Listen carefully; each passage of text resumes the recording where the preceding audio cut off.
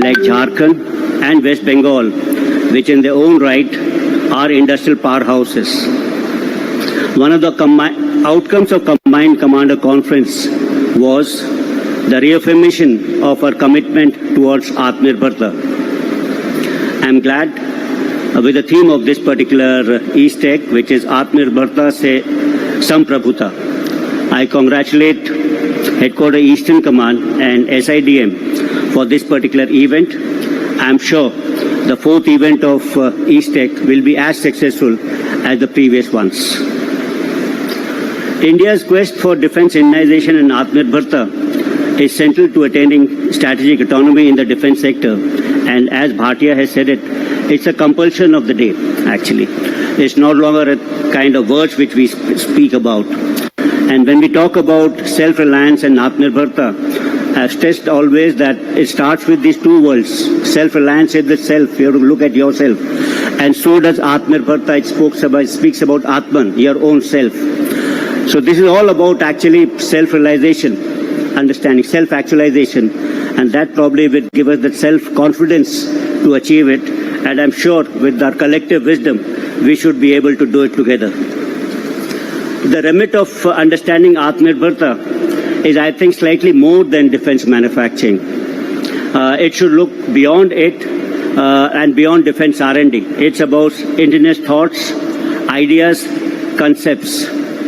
I believe that we cannot remain slave to Western concepts of war, war-fighting, and warfare. I also believe that war is a science as well as an art. A warrior, in my view, has to be very, very creative. We'll never be able to lead in defense technology unless we are creative. We'll have to be very innovative, inventive, and imaginative.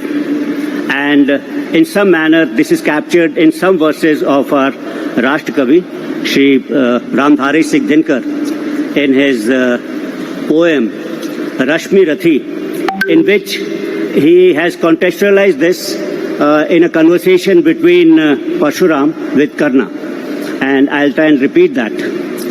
He says, रहा नहीं ब्रह्मास्त्र एक, इसे क्या आता जाता है. रहा नहीं ब्रह्मास्त्र एक, इसे क्या आता जाता है. एक शस्त्र बल से न वीर कोई सब दिन कहलाता है. नई कला, नूतन रचनाएं, नई सोच, नूतन साधन, नव भाव, नूतन उमंग से बने रहते हैं वीर नूतन. So basically he is saying that if you want to remain contemporary, you will have, in warfare, you will have to be imaginative, you will have to promote something new and innovative on a daily basis. And when he's saying this, it's not applicable to soldiers alone.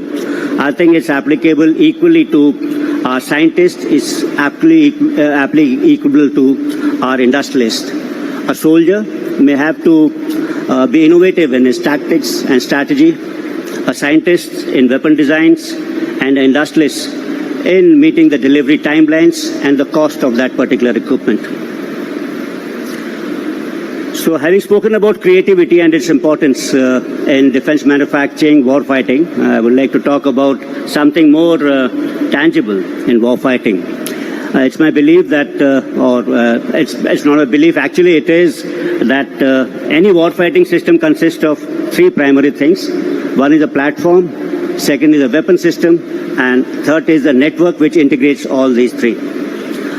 Platforms are important to provide sustained presence and mobility, and their presence signals power and credibility. So we have platforms like aircrafts, tanks, ships, submarines. But these platforms are always costly. They require extensive R&D and incur high costs of maintenance. Weapons make a force lethal through their applicability and match with the targets of the opposing side. At some point of time, these weapons were actually part of the platforms. But now they've broken away from it and they have created a new space for themselves and competing with the platforms. So today you can have a weapon system which is just costing about 25 to 50 crores, which can destroy an aircraft of about 1,000 crores. And similarly, weapon system costing about another 50 or 100 crores, which can destroy a ship or a submarine, which is costing 10,000 crores. So this is becoming equally important to invest not only in platforms, but also in weapon systems. And the third thing is about networks. So network is a system which actually integrates a weapon to a platform to another platform of that same kind, one platform of one kind to a different platform, a manned to an unmanned kind of a system. It combines a platform to a combat unit. It combines units of Army, Navy and Air Force. So it all integrates them together in one cohesive fighting machine. So we have to develop Atmanirbharta or self-reliance not only in platforms, also in weapon systems and also in networks. We may not have done so well in the case of platforms, but I think we have done reasonably well in weapon systems, and we have done exceedingly well in integrating these systems. These are all internet solutions which we have found out.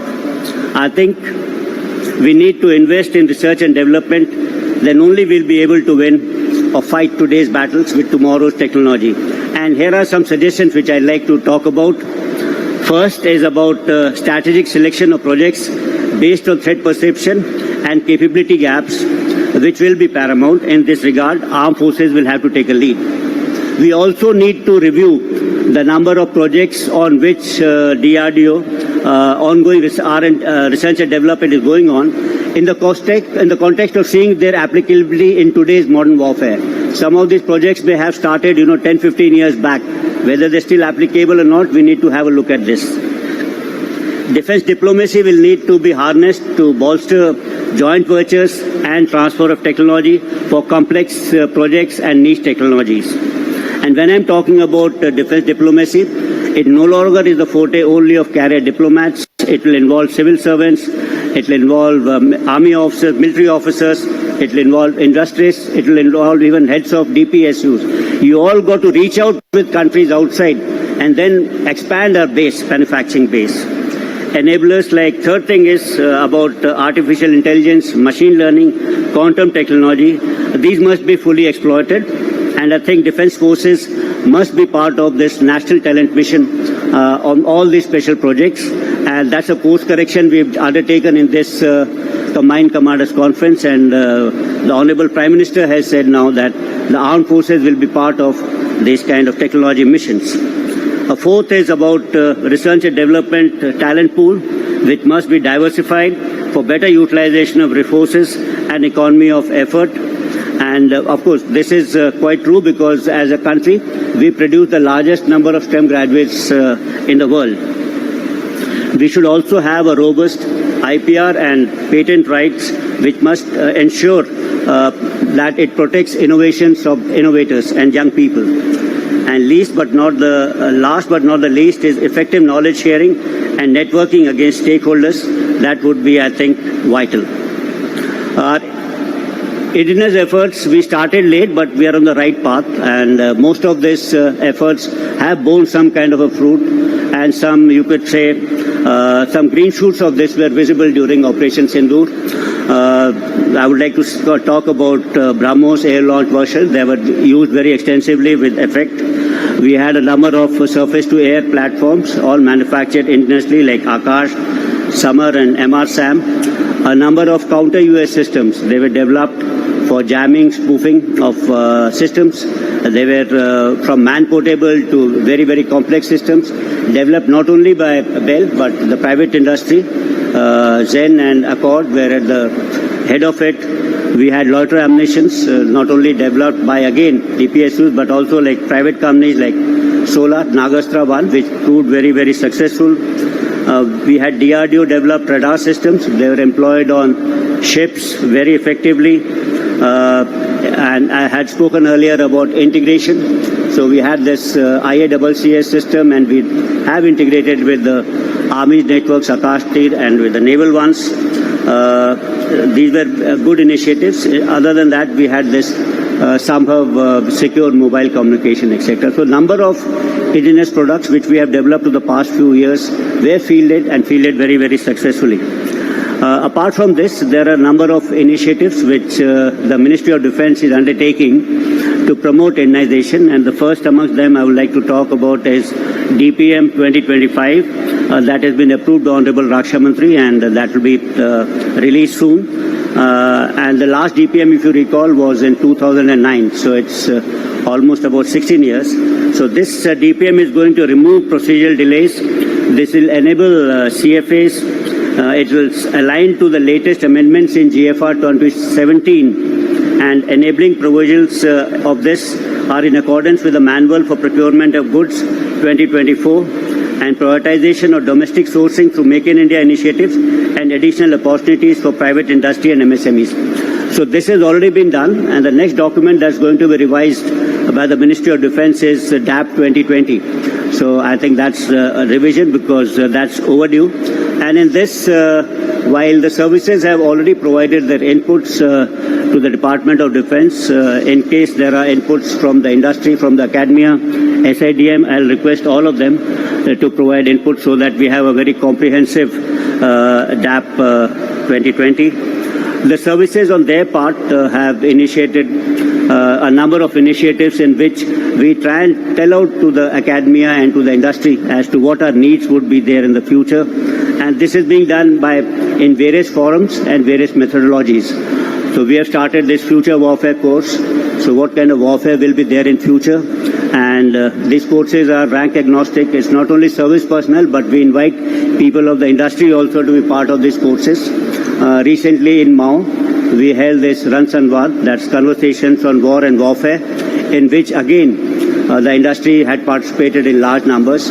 So you get a fair idea as to what kind of warfare are we looking in future. Then warfare is also about doctrines and concepts. We have over time released a large number of doctrines. Most of them are in the open source, and you can have a look at this. So you'll get to understand how the services are looking at war fighting in future. We are also going to take out a number of policies in a number of initiatives like space, cyber, artificial intelligence, quantum mission, advanced materials, war game simulations, and lethal and autonomous weapon systems. Okay, how do the services see their role in this in future, these policies, and thereafter it also gives a view to the industry. That's one part of it, apart from strategic signaling. You're all aware that we have recently issued the TPCR, that's the Technology Capability Perspective Roadmap for the next 10 years. That was done during Ran Samvad by the Honorable Raksha Mantri. We are also working on an integrated capability development plan, which hopefully by this year end we should be able to produce it. That should also give you a fair idea what the services are looking at. This is in addition to IDEX challenges, in which the services, contribution of services, not only bringing out the problem statements, that is one, so that you can find some kind of a solution to it. Apart from that, we also give you some kind of a conceptualization of a product as to how we are looking at it.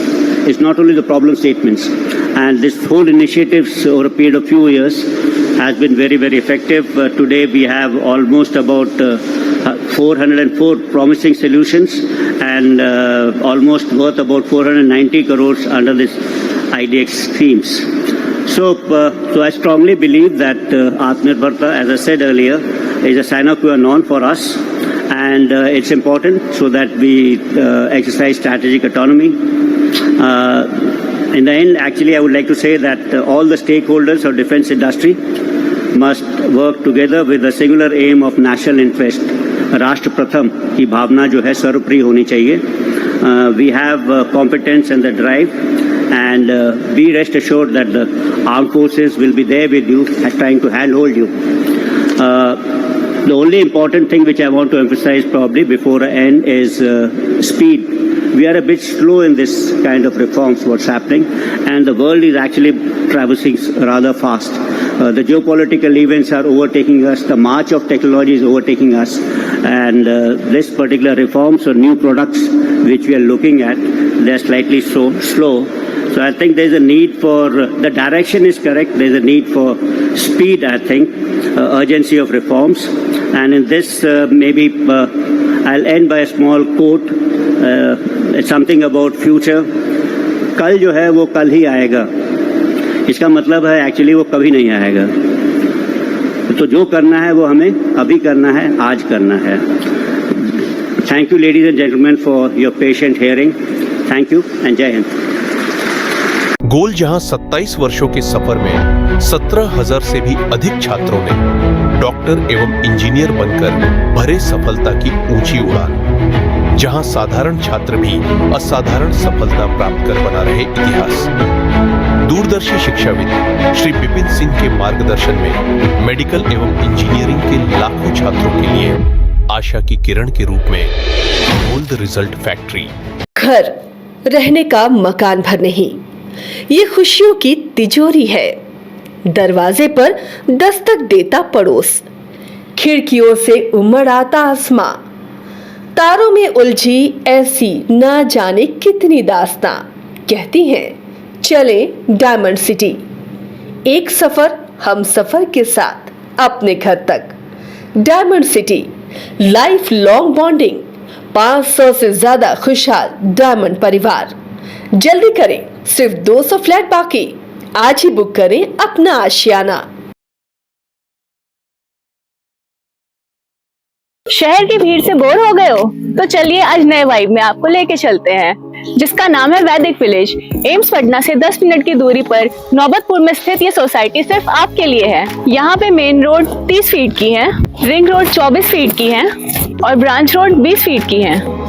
यहाँ मिलेगा आपको swimming pool, jogging track, मंदिर और 24/7 security camera जैसी basic amenities.